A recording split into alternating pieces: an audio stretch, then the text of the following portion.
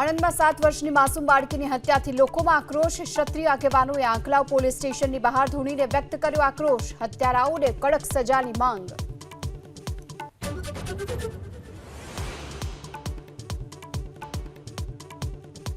દિલ્હી માટે આગામી 36 થી 48 કલાક ભારે। હરિયાણાના હાથીની કુંડમાંથી 3,30,000 ક્યુસેક પાણી છોડાતા નીચાણવાળા વિસ્તારમાં પૂરનો ખતરો।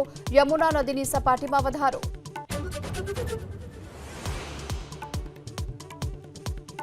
ચીનમાં પીએમ મોદી અને રશિયાના રાષ્ટ્રપતિ પુતિન વચ્ચે દ્વિપક્ષીય વાતચીત। પીએમ મોદી બોલ્યા, દરેક સ્થિતિમાં ભારત અને રશિયા એક સાથે।